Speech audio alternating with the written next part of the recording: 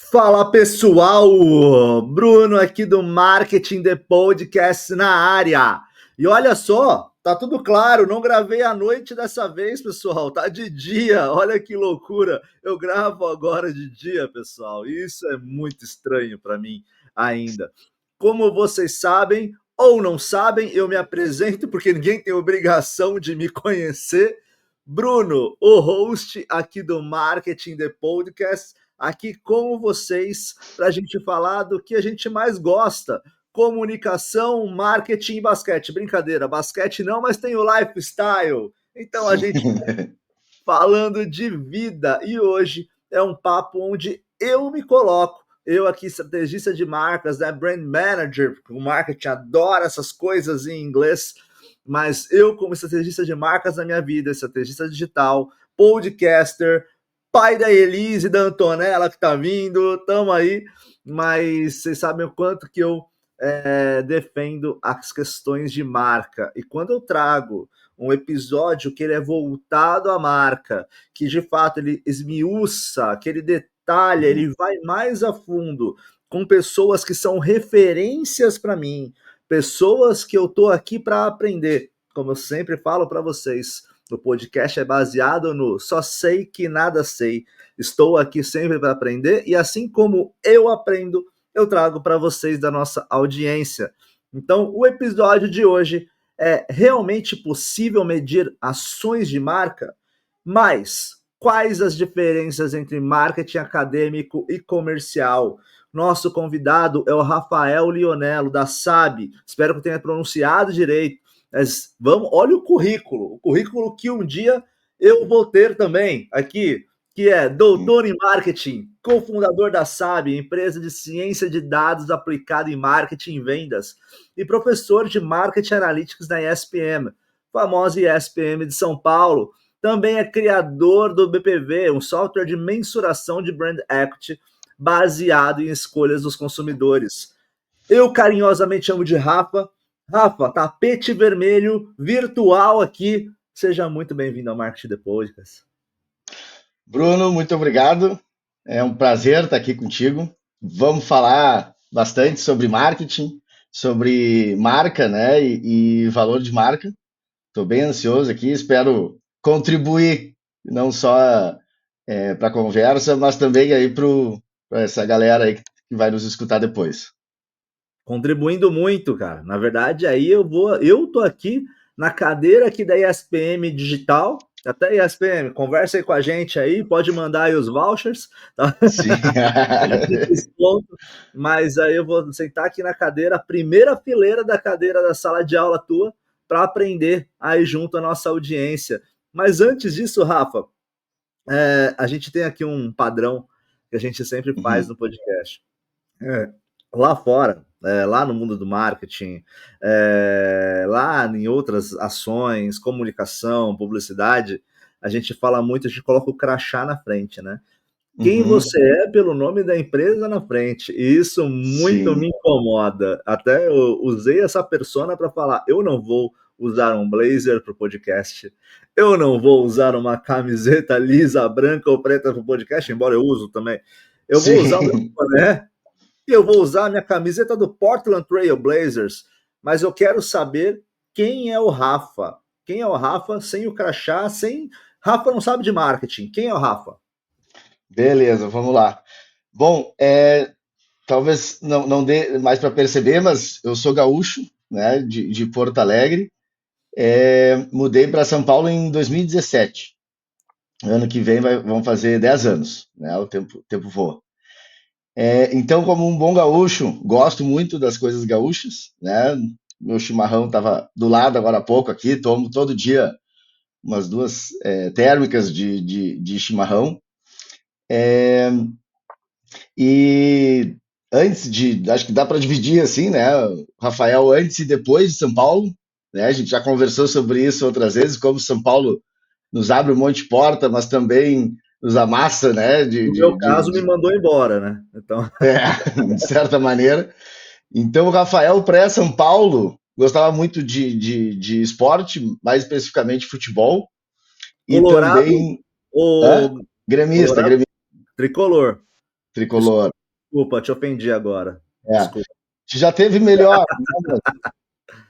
Mas eles também não estão bem, então o Grêmio não precisa estar bem, é só o Inter não tá tão bem, né? Maior Então, rivalidade do país. Eu, como palmeirense, obviamente, eu tenho um grande carinho pelo tricolor. Tá? é. Sim, sim, eu costumo dizer que eu tenho um filhinho de 9 meses, que se ele quiser torcer para um time de São Paulo, pode, eu autorizo o Palmeiras, né?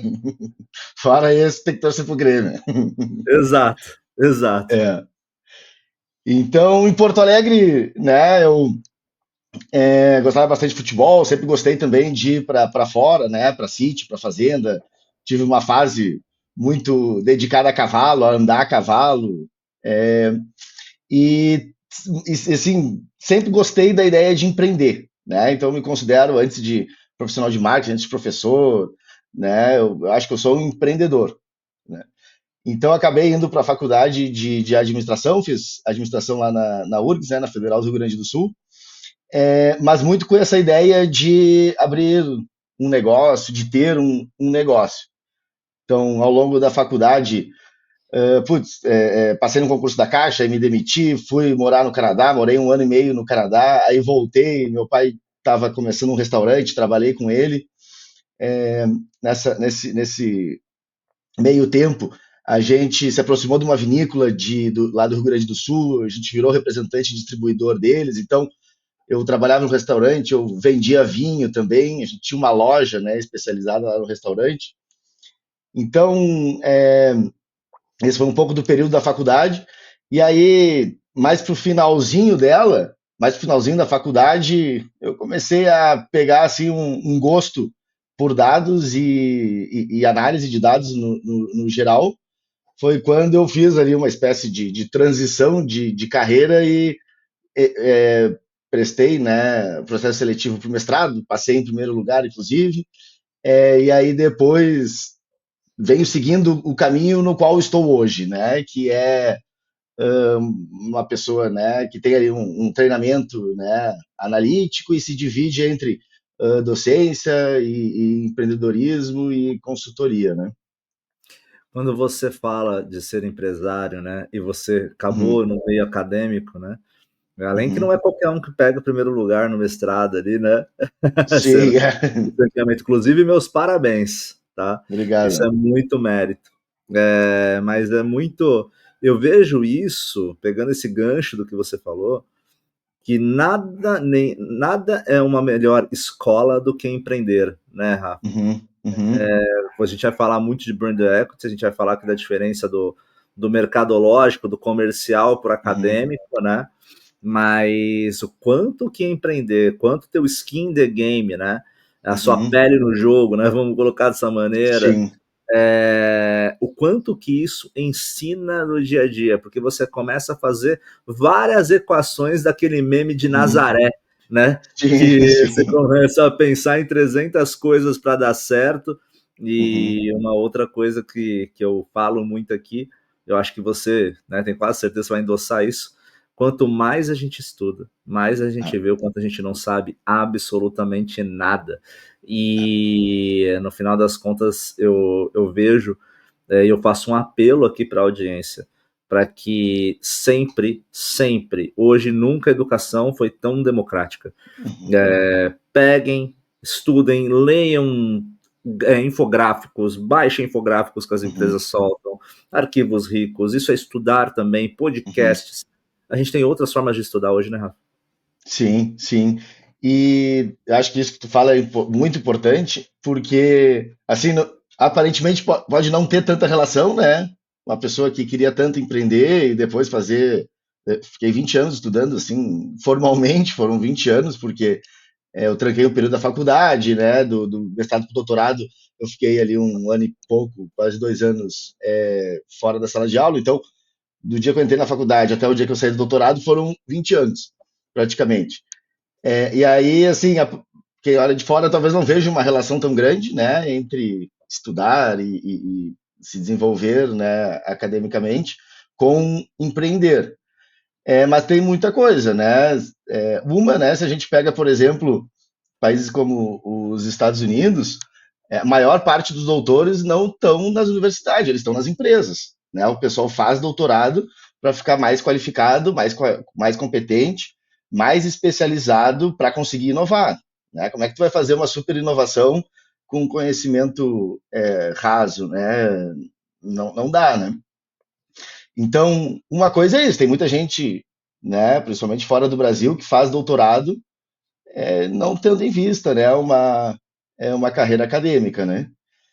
E, por outro lado, acho que é legal também que o doutorado, né, assim, mas assim, essa formação, que ela é bastante dura, né, ela te traz uma série de ferramentas que depois te ajudam no dia a dia do empreendedor, que, como tu falou ali, né, é extremamente difícil, né, ambíguo, é incerto.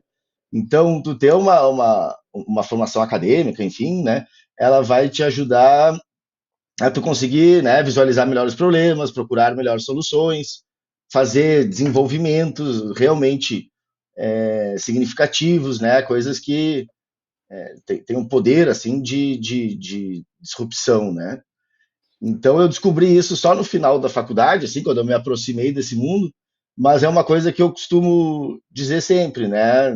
Que as pessoas muitas vezes não têm no radar assim, o potencial que o estudo, de forma geral, traz, né, para quem quer empreender ou mesmo para a carreira corporativa, né? Totalmente. E é muito do. Eu falo muito, né, Rafa? Eu tive no Fórum Sustentabilidade recentemente. Uhum. E a gente tem uma série especial que está saindo do Fórum Sustentabilidade. E até fica aqui um spoiler para a audiência que eu vou voltar para o Premelan no ano que vem. A gente vai concorrer também a um dos melhores podcasts do ABC da Comunicação, né, nesse ano. Espero que a gente ganhe, né? Mas a Sim, gente vamos estar na tá já. torcida.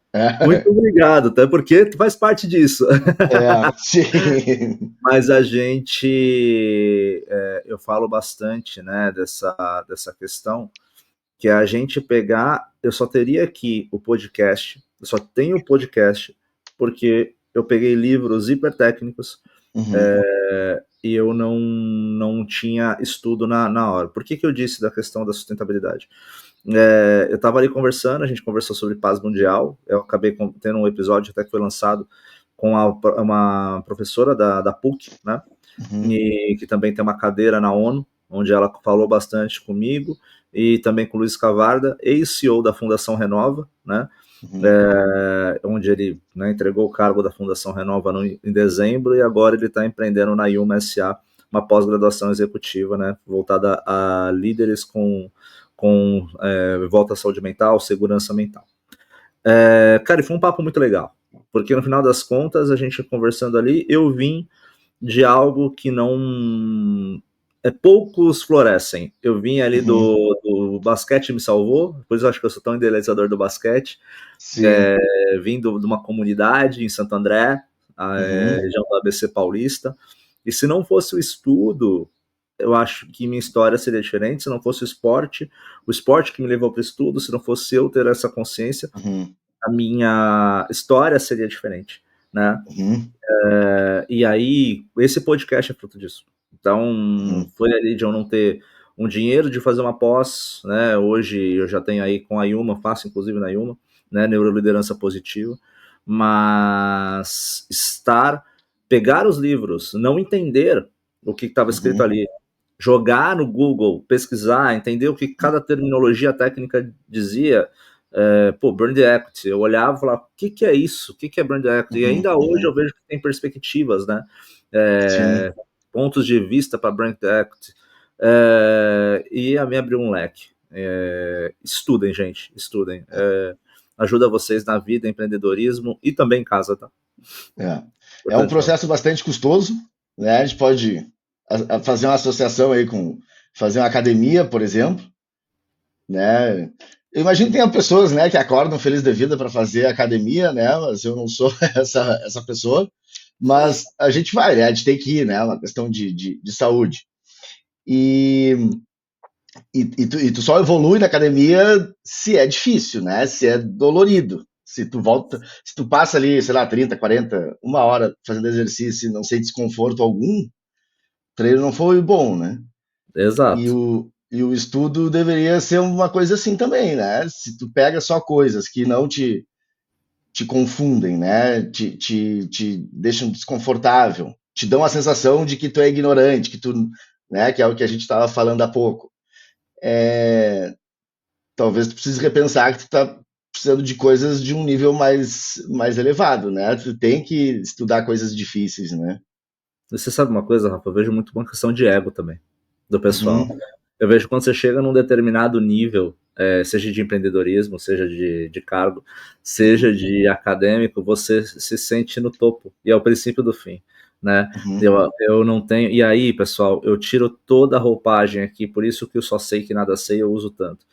Porque eu até vou falar para vocês, na conversa que eu tive com o Rafa, a gente conversou sobre negócios, se conheceu por uma situação de negócios, né, onde a sim, gente bateu um papo, e o Rafa me deu aulas aqui sobre uhum, brand equity, eu que vivo de marca, eu que trabalho, né, que um pouquinho em cima disso, acabo dentro da empresa sendo uma das principais vozes de marca da empresa, e ouvindo o Rafa, eu falei, cara, eu preciso estudar mais. uhum, uhum, sim, Então, até é muito legal isso acontecer, não é sem ego algum. E não tenham é, ego, porque vocês falarem, poxa, eu sei tudo, ninguém sabe tudo, pessoal. Nem o não, Rafa, nem eu, nem, uhum, nem o CEO da empresa, nem o Tim Cook da Apple, tá? Isso é um sim, fato, tá?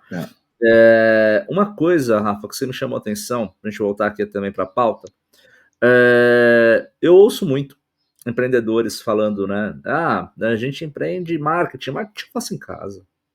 uhum, Marketing, faço lá, faço a minha mídia social ali. Pô, a minha marca, pô, minha marquinha ali vende R$ 1,99. Pra quê? uhum, Então, quer dizer, não é notório, não é. Para o empreendedor hoje, infelizmente, uma boa parte, não todos, entendem que o marketing ainda não há uma maturidade de entendimento de comunicação e marketing. Né? uhum, Quando você sai das grandes capitais, isso acontece com maior força. Eu hoje vivendo mais interior, eu brinco muito que a paulista só olha para paulista, né? A uhum, paulista ela olha para lá e a paulista não se comunica com Campinas, que não se comunica com as outras regiões, com Itu, que não se comunica com Ourinhos, onde eu estou, e por aí vai. E aí o Brasil é muito maior que isso. Um choque cultural que eu tive muito, muito grande foi quando eu vi que ainda existia o rito de famílias se reunirem 9 horas da noite para assistir a novela da Globo. E aí você entende a mídia sim, televisiva, você entende algumas sim, coisas, né? Para mim já era fora da realidade, eu que não assistia TV, não fosse futebol, se não fosse o meu Palmeiras em outros momentos, né? Aí sim, eu te pergunto, por que você, um empreendedor, desde novo, como você mesmo disse, uhum, foi para marketing? Esse entendimento do uhum, marketing era importante para os negócios, por que você foi para marketing? uhum, tá. Eu acho que tem uma coisa, né, importante aí, que é a gente pensar em formas que a empresa pode se orientar, né? Então tem uma orientação para o mercado, né, que seria bem alinhada assim com o marketing, mas uma empresa pode ser orientada para a produção, né? Ela pode ter no seu assim as pessoas mais influentes da empresa serem pessoal da produção, serem engenheiros, por exemplo, né? Então a empresa pode ser muito mais voltada para ser eficiente internamente do que está ligada, né, no mercado, por exemplo. Uma empresa poderia ser orientada para vendas, então ela não está tão preocupada, né, com a eficiência produtiva e nem tanto com as necessidades do cliente. O negócio dela é ter vendedor bem treinado e agressivo para escoar, né, para vender. Então, assim, eu acho que um pouco, né, de ir para o lado do marketing é por entender e, assim, a gente e ter cruzado, né, com materiais, assim, nesse sentido, que mostravam que nos dias de hoje, ser orientado para mercado, né, se paga e costuma se pagar mais do que as outras orientações, né? Então, numa época onde a tecnologia ela é muito acessível para todos, né? Se diferenciar por meio da produção é um grande desafio. Então, se a gente pega as grandes empresas, as empresas mais valorosas do mundo, né?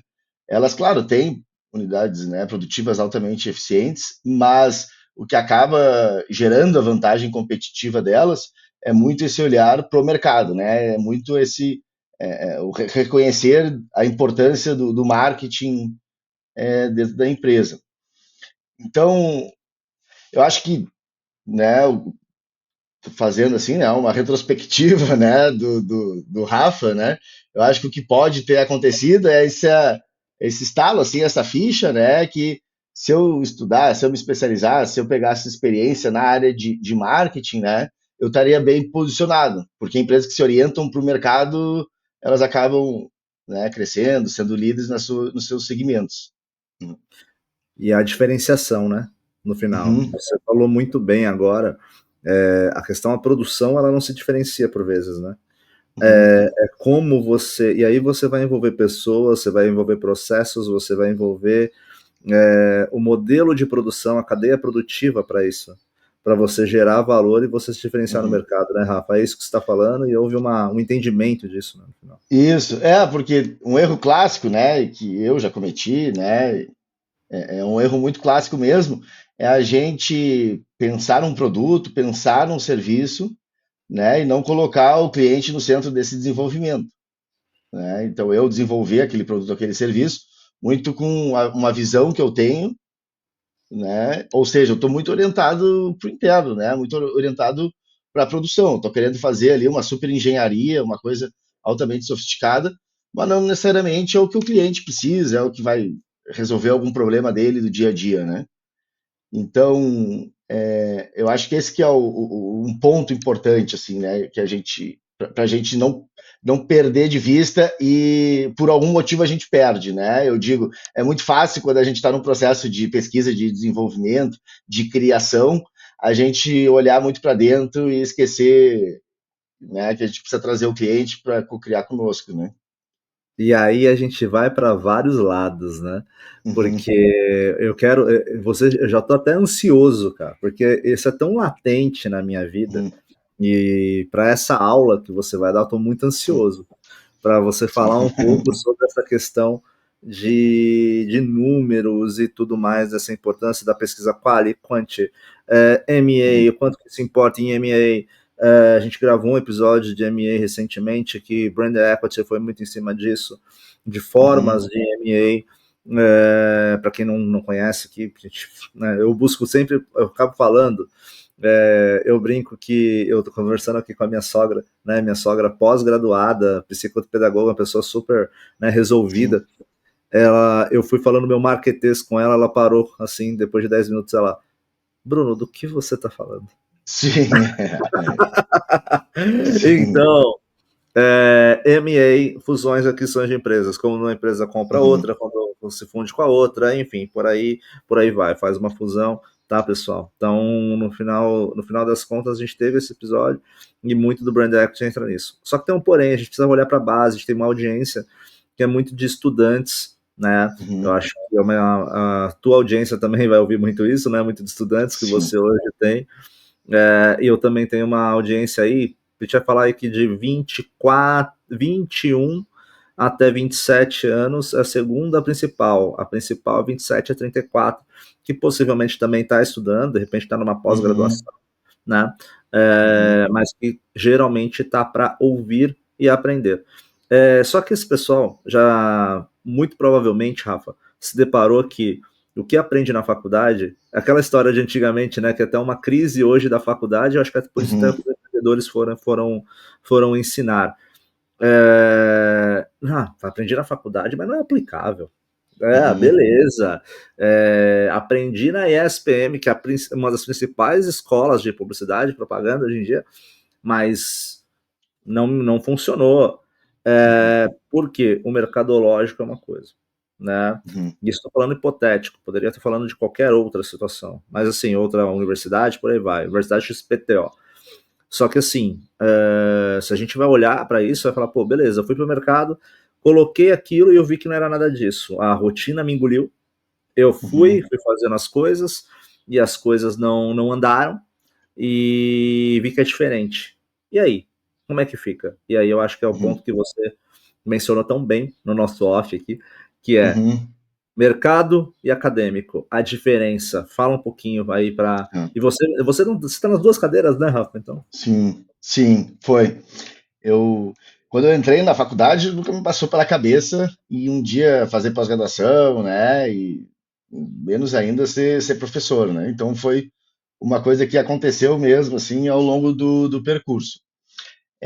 Putz, eu acho que essa é uma discussão, esse daria só um podcast, né? A gente poderia só ficar falando sobre isso. Acho que tem várias camadas, né? Uma camada que eu acho que não dá, assim, para desconsiderar ela é, é olhar, assim, para a ocupação do professor, né? E eu digo assim de forma geral, né? Porque, claro, quando a gente está aqui em São Paulo, a gente é muito privilegiado, né? Eu tô, que nem tu falou, uma das melhores escolas do Brasil, né? Da América Latina, né? Então é um outro patamar.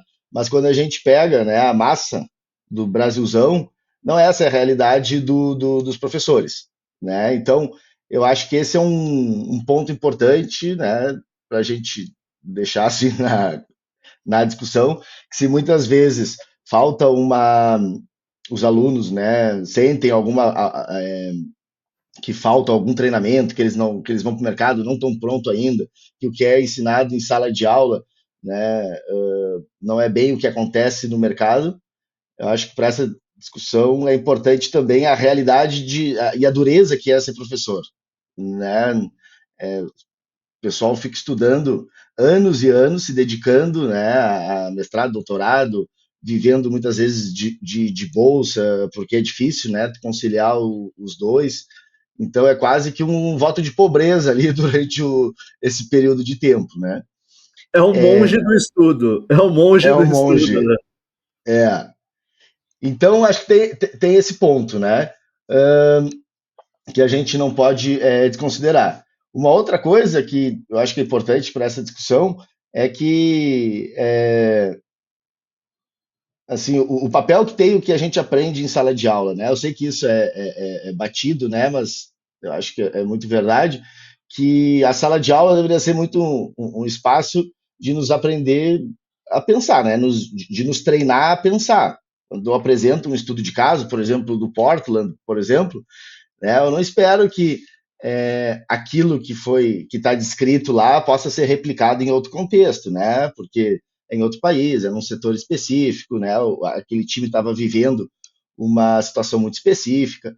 Então, acho que a gente também tem que, né, entender que o que a gente aprende em sala de aula, a gente não vai replicar, né, fora dela, tá? A sala de aula, né, ela tem o papel muito de nos dar as ferramentas, uma caixa de ferramentas, né? E aí, a partir disso, a gente ter essas ferramentas para utilizar depois. Eu acho maravilhoso o que você falou. Você falou do Portland, Ah, né? Já pegando esse gancho. Eu tô sim, fazendo especialmente, gente, e não foi planejado, tá? Isso foi uma coincidência muito grande. Eu aqui, saiu a notícia, até um grande abraço, Bugarelli, grande Bugarelli, comentarista da NBA. Para mim, o maior comentarista da NBA do Brasil, para mim, eu acho que para 99% das pessoas, sim. que respira basquete, grande torcedor do Portland, coitado, sofredor, e tá um pouco feliz agora com a venda do Portland. Aí, tô aqui gravando justamente por uma questão de brand equity.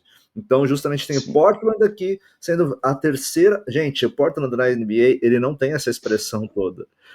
A expressão fica em Los Angeles, fica em Boston, fica em outras, New York Knicks, entre outras, mas foi a terceira maior venda com 4 bilhões de dólares. Seria irresponsável, falo aqui 20 milhões de dólares, foi comprado a primeira vez, 20 milhões, 30 milhões, sei lá quanto, mas não foi 4 bilhões, é um número bem diferente disso. Para vocês terem ideia, o Lakers foi vendido a 6,1 bilhões, se eu não me engano, e consequentemente foi comprado pelo Dr. Buzz, né, pelo Buzz Senior, por 69 milhões de dólares nos anos 70. Isso é bizarro. A hora do show mostra isso. Isso é uma questão de brand equity muito clara, e por isso eu vim com a camiseta, né, justamente, e eu não sabia que o Rafa, ele tinha um estudo justamente do Portland Trail Blazers e toda a sua atuação em brand equity. Quando você traz isso, Rafa, eu acho que a gente dá para fazer um paralelo Uhum. nisso.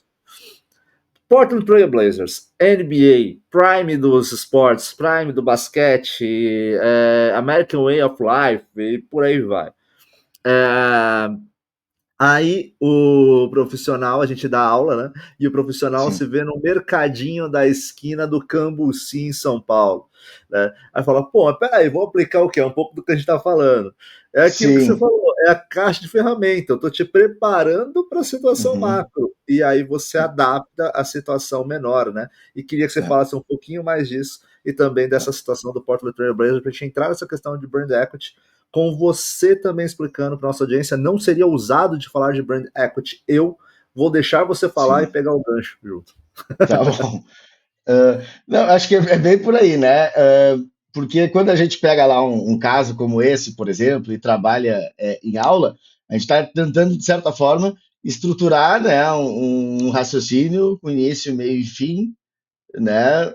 Assim, dar ali os ingredientes para que a pessoa seja capaz de mapear o problema, né? Entender o que que ela precisa diagnosticar, né? E aí é um papel, a gente deveria, né, como pessoal da área de negócios, de marketing, a gente deveria ou poderia pensar muito, né, na lógica assim de pessoal da área da saúde, né? Então não vai dar um tratamento sem antes fazer um diagnóstico, né? Ele não pula etapas, né? Então lá no caso, por exemplo, é muito claro que existe um problema, se reconhece, né, a existência desse problema, se senta, né? Isso está descrito no texto, se senta para esmiuçar ele, né? Que seria o médico nos perguntando um monte de coisa, por exemplo.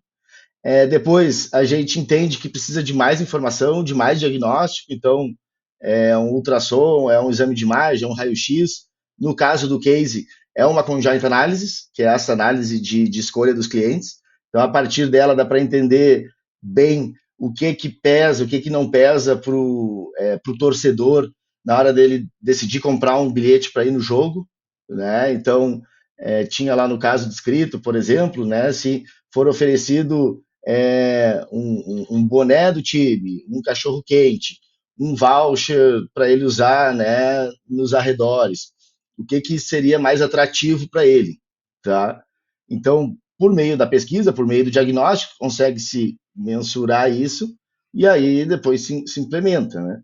Então, tem a fase inicial, né, de entender o problema, depois precisa levantar informação, fazer um bom diagnóstico, e depois, né, é outra fase difícil, tem que se pensar no que fazer, né? Que no caso do lado do Portland Blazers, né, era como aumentar, né? Como lotar o estádio, que era uma época que ele passava por dificuldade.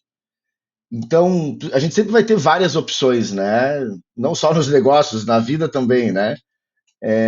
Então, também estou pensando em mudar de São Paulo. Não tenho uma opção só, né? Eu tenho sempre várias, inclusive não me mudar é uma opção também. Então, esse processo, né, de que a gente está falando, né, de sala de aula, de estudo de caso, de discussão, ela tem muito, né, o papel dela muito estruturar todo esse pensamento, né, e nos ajudar a chegar numa opção ótima, né, se é que é possível fazer isso, mas avaliar várias alternativas possíveis, né, dado o diagnóstico, dado o problema, e aí a gente tomar uma decisão que a gente entende que é a menos pior possível, tá? É, Pode falar, tô aqui tá, ouvindo e vamos tá. embora. Só ia fazer aqui um ponto que eu acho que é muito importante. Você Então, assim, citou. eu acho que tem os dois lados, né? Assim, e aí vou falando, né? Continuando falando sobre a carência, né? Da educação, que muitas vezes o aluno não compreende, né? Isso e, claro, muitas vezes o professor também não passa esse tipo de mentalidade, né? Ou não se esforça para passar esse tipo de mentalidade, que a gente não está passando regras de bolso, né, na faculdade. Eu não estou passando lá um bilhetinho, né, se acontecer tal coisa lá fora, tu sabe o que tu fazer, né? Não é assim que funciona. O que a gente está passando de novo são estruturas, né, que a pessoa pode, estruturas de pensar, né, que a pessoa possa depois tomar a decisão por conta própria, né? E aí é muito legal, né? Porque você está falando bastante de. Você comentou do boné, né? Que ele vai Sim. e compra o boné. Para quem não sabe, Portland fica numa região muito industrializada, né? Dos Estados Uhum. Unidos e, consequentemente, fica isolada, né? Então não tem muito sucesso em esportes Portland, né? Sim. Quando teve um sucesso de expansão, famoso Clyde Drexler, né? Aí Uhum. nesse Clyde Drexler tinha um rival para ele chamado Michael Jordan, então Sim. ficou um pouco difícil, né? Sim. Sim. E aí é o que você trazendo para essa analogia mais fã, né, big fã, Uhum. a gente vai pensar um pouquinho nisso, vai falar, poxa, beleza, como que funciona essa questão do boné, a lojinha, mas por que eu vou comprar uma lojinha de um time que ele não tenho tanto orgulho? Qual que é o Uhum. orgulho de eu usar o boné, a camiseta do Portland? Aí um ídolo desse, que possivelmente fosse ali um exponencial, tipo, eu aqui no Brasil, nasci em 89, comecei a acompanhar a NBA em 2000, não vi Clyde Drexler jogar, mas eu conheço Clyde Uhum. Drexler. Eu sei que ele é de Portland, que ele jogou no Portland. Quanto que isso gera de valor de brand equity para a marca, né? Uhum. Ou seja, eu vou comprar do time XPTO ou do Portland, né? É um Uhum. pouquinho nessa faixa, Rafa. Tô certo nessa lógica? E que Uhum. você falou uma coisa que me chamou muita atenção. É, ensinar a pensar, né? Talvez isso Sim. que os professores de referência, como você fazem, ensinar a Uhum. pensar. É. Vamos lá, vamos fazer aqui um estudo de caso. Você falou de São Paulo. A gente pode muito bem traduzir isso para uma região como São Paulo. São Paulo é a primeira vez que tem debandada de pessoas, que tem downgrade, que tem ali 90 mil aproximadamente pessoas saindo. É pouco para o tamanho de São Paulo. Mas nunca aconteceu. Sim. Santa Catarina, com mais de 200 mil, indo para lá. Inclusive, eu tenho amigos que receberam propostas que nunca receberam em São Paulo e que estão vivendo lá. E aí, quanto que isso Uhum. também acaba sendo um local brand equity, assim a gente pode falar, Sim. né? Sim. É. Então, acho que é muito nessa linha, né? E aí, na definição, até eu vou pedir aqui para você explicar brand equity para É. nossa audiência um pouquinho aqui também. Certo. Bom, é, a gente pode pensar em brand equity, né, como algo que adiciona valor para a empresa, tá? Pensando assim, né, de forma bem simples. Então, toda vez que a gente está falando que uma marca tem valor ou que uma marca tem equity, né, a gente está falando que ela muda o comportamento do cliente, uma vez que ele sabe que aquele produto é daquela marca. Então, eu vou. E o que é louco, tá? É que esse mudar, né, o comportamento da pessoa, muitas vezes ele é uma mudança, inclusive, totalmente psicológica, né? Então, esses tempos até escrevi um texto no LinkedIn, é, contando lá, né, um experimento que o pessoal fez, né, com cervejas. Eles fizeram um teste informado, né, pediram para as pessoas experimentar cervejas diferentes e depois avaliar elas, do tipo nível de doçura, de acidez, sensação de estufamento, amargor. Então as pessoas experimentavam a cerveja e depois avaliavam ela, né, numa bateria de escalas. Aí eles repetiram o mesmo estudo, só que tudo às cegas. As pessoas não sabiam mais o que elas estavam experimentando. Quando eles analisaram esse segundo lote, né, que foi todo feito às cegas, as respostas das pessoas para as marcas ficou tudo igual. A única marca que se distanciou foi a Guinness, possivelmente porque ela tem realmente uma cor diferente e o E sabor é é bem boa mais mesmo, marcante. Rafa, é boa E é mesmo. Não sei se boa, você bebe, mas a Guinness é boa mesmo. é boa, é boa. Mas as outras marcas que foram avaliadas às cegas, e tinha a Bud, foi um estudo feito nos Estados Unidos, né? Mas dessa categoria de cerveja, elas caíram tudo no mesmo ponto, tá? Ou seja, né, até assim sensações que a gente tem do tipo de acidez, de amargor, eles dependem do conhecimento de uma marca, né? Então a Corona, por exemplo, a Corona comunica muito ali um ambiente de praia, né, um frescor, né, um clima de natureza. A Heineken já puxa mais para uma questão de uma bebida, uma cerveja mais amarga, né, mais tradicional. Essa comunicação ela influencia o jeito que a gente percebe, né, que a gente sente o gosto delas, tá? Então a gente poderia dizer que o brand equity é algo, né, que influencia o comportamento do cliente uma vez que ele conhece a marca, tá? E aí o desafio para medir o brand equity seria eu conseguir entender. Vamos pensar numa medida assim bem direta, a disposição a pagar do cliente por uma cerveja, né?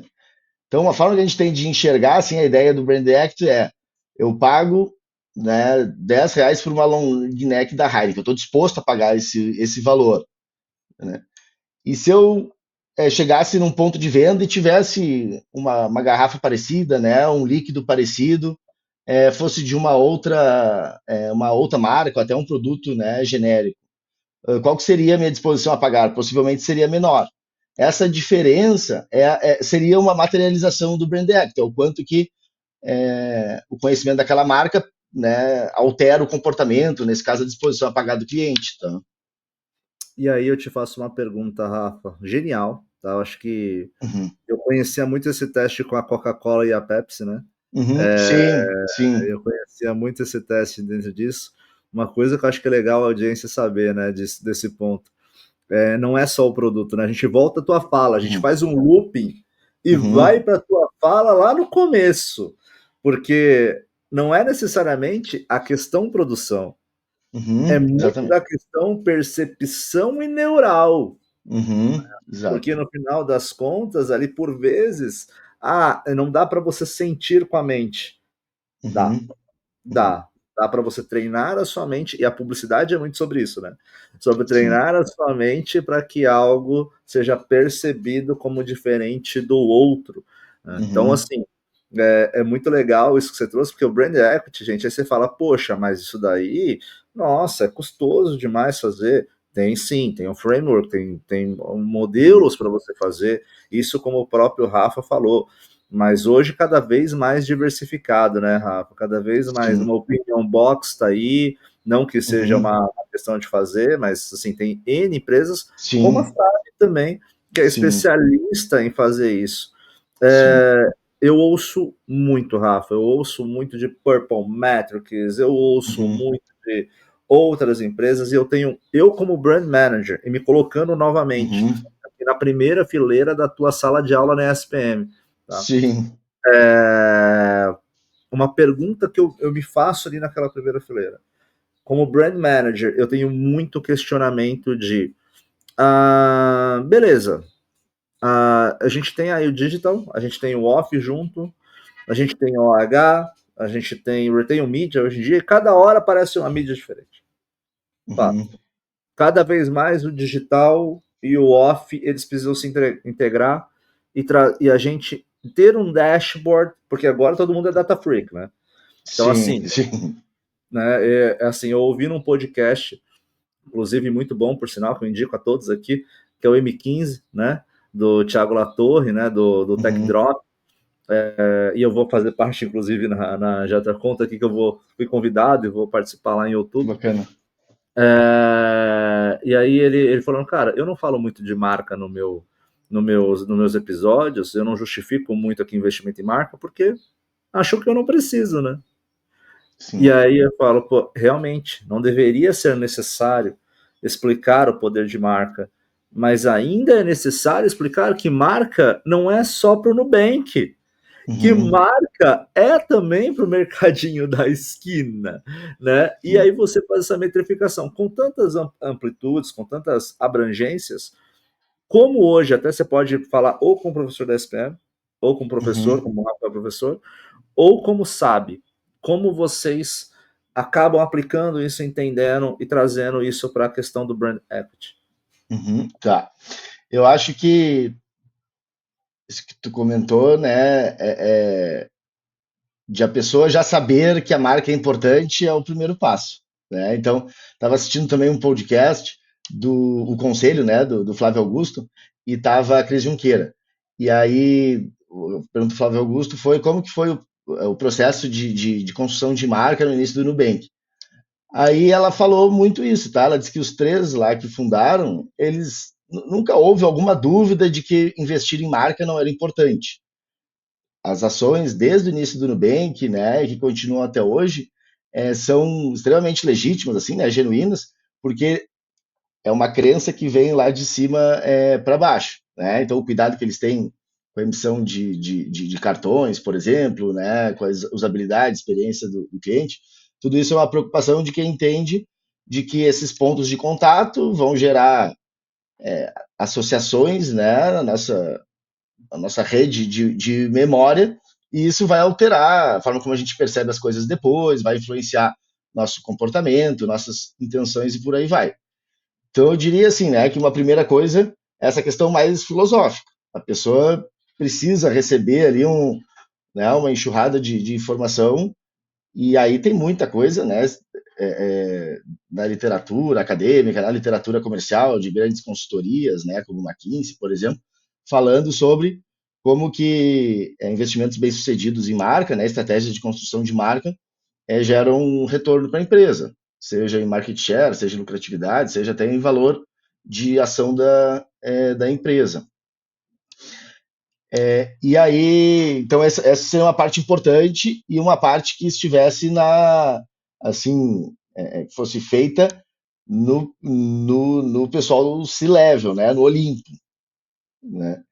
Que nada adianta, né, ter um super lá profissional de marketing, mais tático, né, um cara de gestão, e aí ele tem que ficar brigando, né, com quem está acima dele, com orçamento, por orçamento para a construção de marca, né? Então acho que esse é um ponto importante para essa história. Depois tem outro ponto importante, claro, que é a pessoa entender ali, né, de estratégias e ações de construção de marca, que aí não é a minha praia, né, porque a minha praia seria como que, dadas essas ações que estão sendo feitas ao longo do tempo, como que eu metrifico isso, né, como que eu... Medição, né? Aí é minha praia, Rafael. Aí é minha praia. A primeira parte, essa é a tua praia, né, exatamente. E aí a ideia é que tu também precisa, né, de um termômetro, de uma balança, né, de algum instrumento de mensuração que te mostre ao longo do tempo se as coisas estão surtindo efeito. Exato. E aí eu acho que é bom elucidar para vocês que estão ouvindo, e eu vou fazer aqui o jabá, tá? Por Uhum, favor, contatem aí o Rafa e a Sab. Então, esse sim. é um. Vai ter ali o LinkedIn do Rafa, né? Vai ter um pouco ali Uhum, da Sab também. Então, se possível, Rafa, não sei se é possível você disponibilizar, e se não for, tudo bem também, uhum. esse documento do Portland, desse estudo do Sim, sim. Portland fez. O do Portland, eu vou ver se eu encontro alguma coisa na internet, porque ele é um estudo de caso de uma central de bases de Harvard, né? E aí a gente assina esses casos, então eles não são públicos assim, né? Mas é, eu vou procurar uma versão da internet e aí eu Fica à compartilho para vontade. disponibilizar. O que for possível, e a gente tem Que a total oficial ela seguro. paga, né? Não, total tranquilidade nisso. Eu só quero mesmo deixar aqui porque a gente vai, pulveriza isso e entrega para a nossa Uhum, audiência, para quem tem interesse de ler. Vou dar um exemplo, tá? A gente tem aqui um programa dentro do Marketing the Podcast, que é um newsletter em áudio do Marketing the Podcast, uhum, né? Que aí eu estou usando a sim. IA a favor do Marketing the Podcast. Então tem um jornal, meio jornal nacional, com dois apresentadores, né? Uma apresentadora e uma apresentadora, onde a gente pega documentos técnicos, lê esses documentos técnicos e de uma forma muito, muito mais gostosa de somente ler. Então tem a Sim, opção de experiência em escrita, né, em leitura, como tem a opção em áudio também para você, como você preferir consumir o documento. Eu sim. acho que seria uma Que boa bacana, baita oportunidade. sacada. Bom, mas daí você, muito obrigado, mas aí você, e por favor, baixe o design, diferença de design Itália e Brasil, pela ótica da Giovanna Citadin, que produziu com a Uhum, gente aqui junto no, e é muito legal você olhar a diferença cultural em design, cara, indo uhum, para outro lado, né? Eu acho sim. que elucidando aqui para nossa sala de aula virtual, né, que a gente está falando, o que o Rafa disse, basicamente, é quando a gente como brand managers, a gente faz uma ação. A gente está falando muito de Portland aqui. Quando eu pego aqui uma situação de Portland e falo, pô, beleza, eu vou fazer um training camp no Brasil. Uhum, Eu vou fazer aqui uma ação no evento, eu vou contratar um influencer, eu vou fazer uma ativação, eu vou fazer as mídias sociais. Então, todas essas ações, todos esses canais que a gente, como gestores de marca, acaba fazendo, a gente tem que ter uma SAB para poder valorar isso, né? Colocar isso em Uhum. números no Brand Equity, em números, porque no final das contas é lindo, e Brand Manager adora fazer isso, né, Rafa? Sim, Fiz, sim. beleza, né? É. E aí você vai ter, obviamente, um CEO, uma direção, e acreditem no Brunão aqui. O Rafa, acho que ele vai concordar comigo. Sempre o CBO, o Chief Brand Officer, o chefe de branding ou o pessoal de marketing vai ser questionado em relação a Uhum. números dos investimentos em marca. E Sim. você ter uma SAB, você ter ali o brand equity embaixo disso, com números reais e pesquisas fidedignos, com processos claros, faz com que você possa justificar, interpretar dados e, melhor que isso, fazer com que os seus próximos anos você tenha ali Uhum. uma conclusão de marketing bem Sim. interessante, outras ações, inclusive, né? É. Porque tu tem o benefício, né, de ter ali uma bússola para o teu dia a dia, né? Ver o que está fazendo mais sentido. E tu tem também, claro, um argumento para discutir com o CFO, né, com o CEO da empresa. Então a gente pode pensar no brand equity ele como na perspectiva do cliente, que seria, né, o quanto que o conhecimento da marca altera o comportamento do cliente, né, as atitudes e os comportamentos do cliente. Esse produto, quando eu sei que ele é de tal marca, aumenta a minha disposição a pagar por ele. Porra, então o tamanho desse aumento, dessa disposição a pagar, é a materialização do brand equity, da perspectiva do cliente. E uma outra perspectiva, não menos importante, seria a do financista, né? Então, tem um diretor financeiro lá da empresa. Uma pergunta que ele se faz e se a partir de amanhã, supondo que seja um produto, né? Se a partir de amanhã nenhum dos nossos produtos pudessem ser vendidos com a nossa marca, quanto que eu perderia de valor de mercado? Né? Quanto que minhas vendas cairiam? Então, uma outra forma da gente olhar para o brand equity é nessa perspectiva de o que aconteceria, né, com o meu caixa, com o meu fluxo de caixa, com a minha receita, com o meu lucro, com o valor da minha ação, se a gente fosse impedidos de utilizar a marca, né, continuamente, tá? Então, esse tirar e colocar a marca, né, seja no ponto de vista do diretor financeiro, seja no ponto de vista do cliente, é a melhor forma que a gente tem de definir valor de marca. O que aconteceria, né, se eu não tivesse a marca, né? E aí é um ponto super legal. A gente pode trazer tantos dados aqui. Eu ia Uhum, trazer alguns dados para o episódio, mas eu vou fazer um conteúdo para uhum, esse episódio com esses dados, né? Que eu acho que vai ficar muito mais proveitoso para chamar para esse episódio. Mas assim, no final das contas, a gente pode falar sobre a Coca-Cola, a marca da uhum, Coca-Cola ser muito mais valiosa do que a operação da Coca-Cola, dentro disso que você uhum, falou, quanto que vale a marca da Apple, e a gente pode ensinar uma questão de elasticidade de marca, né, Rafa? uhum, Que aí a questão da elasticidade de marca, pessoal, que nada mais é do que eu fazer uma inovação, do que eu trazer um novo produto e a minha marca ser tão forte que se eu lanço esse outro produto, eu tenho uma melhor entrada de mercado, uma melhor uhum, penetração de mercado. Então, para isso acontecer, você precisa ter números muito claros, você precisa ter aberturas muito claras para isso, né? E isso é um negócio bem legal. Rafa, vamos já marcar um segundo episódio aqui para falar. Vamos. Eu tenho muitas coisas para falar, muitas coisas. Você viu que eu chutei o nosso roteiro, mas Sim. Vamos tem embora, vai ser um prazer. coisa, muita coisa eu vou trazer. A gente vai fazer aqui na sexta temporada. E para quem ouvir Tá. esse episódio, né, que vai ouvir aqui mais à frente, um pouco mais à frente da gravação, a gente vai ter aí alguns round tables, tá? A gente vai ter algumas mesas de conversas com pessoas de várias áreas, né? Mas geralmente de comunicação, anunciante, mídia, Uhum. fornecedor, enfim, agências. A gente vai trazer aqui o pessoal para bater esse papo, né? E eu quero muito você nessa sexta temporada quando acontecer, tá? Prazer. Uma honra. É. Honra é toda minha. Eu só Não, tenho. Nós estamos gravando aqui, depois do Marketing The Podcast ter conseguido ser eleito top 3 podcasts aí de 2025 no Premelan, né, do Amigos do Mercado. Disputamos, para vocês terem ideia, pessoal, com o Odontoprev, que foi a campeã, e muito justo ser campeã com os números que tiveram, e pegando também nomes, grandes nomes do mercado. e não só no mercado, nomes das celebridades, enfim, que trouxeram muitos números para falar também da importância da saúde.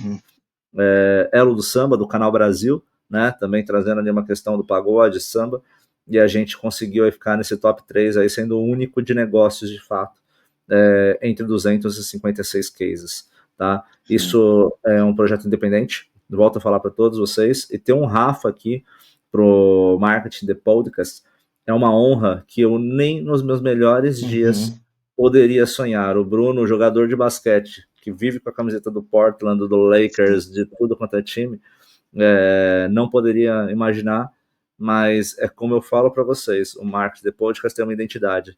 A identidade é boné, conversa leve, uma troca de ideia, porque a gente não precisa fazer com que tudo seja pesado, como já é hoje em dia, né?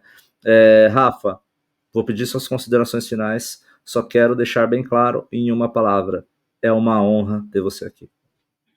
Uma frase. Né?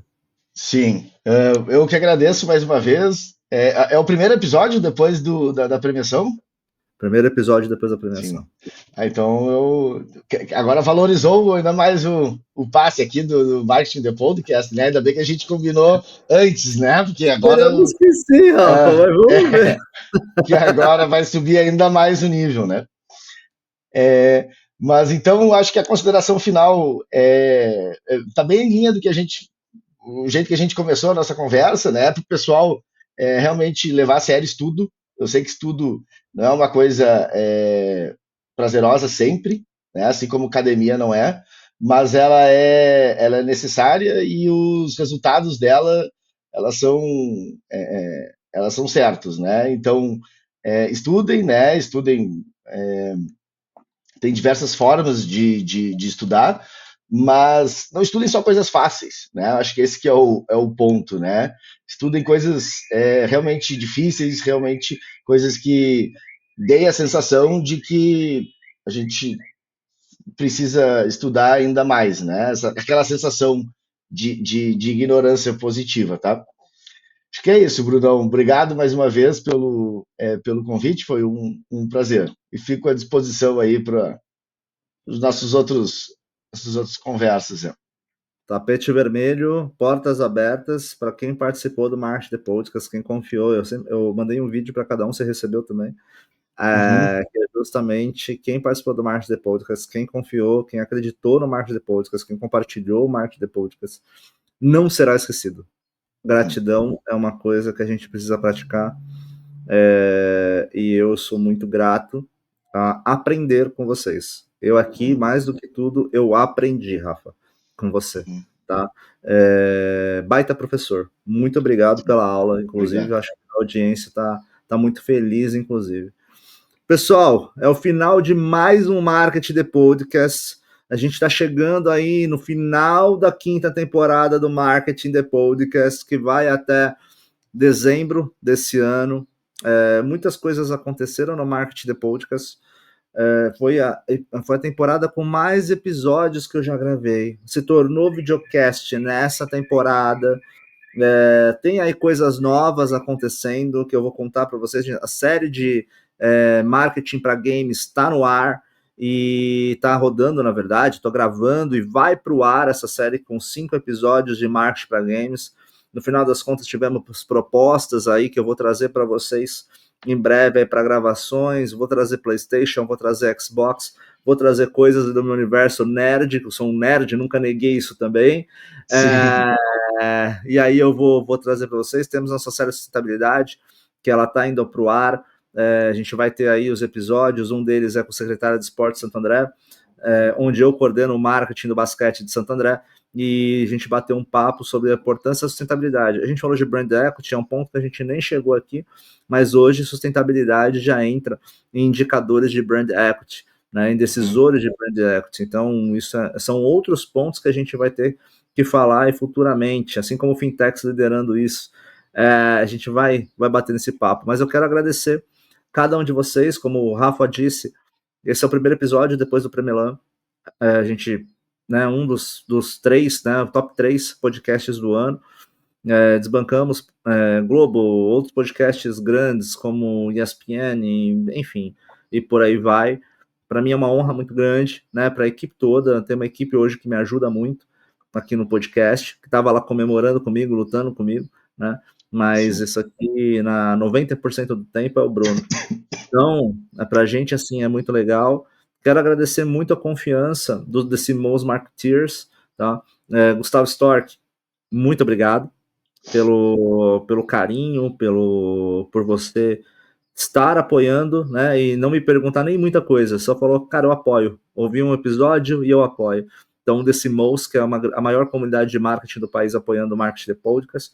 E agora, a Yuma SA entrando como nosso patrocinador. Eu tenho um carinho grande pela Yuma SA, você sabe que eu sou aluno, e a Yuma SA, pós-graduação executiva, a Yuma Skills Academy, ela com treinamentos em company para empresas, faz a questão de treinamento de liderança através de uma segurança mental, e isso é muito legal, com nomes do mercado que negociam globalmente, né? Então, ex-CEOs de empresas, nomes reconhecidos em grandes faculdades americanas, inclusive.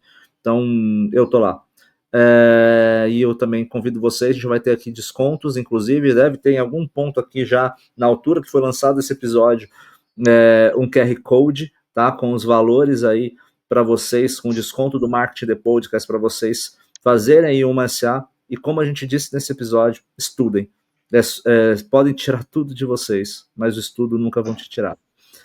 É isso, um grande abraço e lembrem-se sempre da frase mais inteligente que já disseram: só sei que nada sei. Sim. Grande abraço e até mais! Marketing, The Podcast.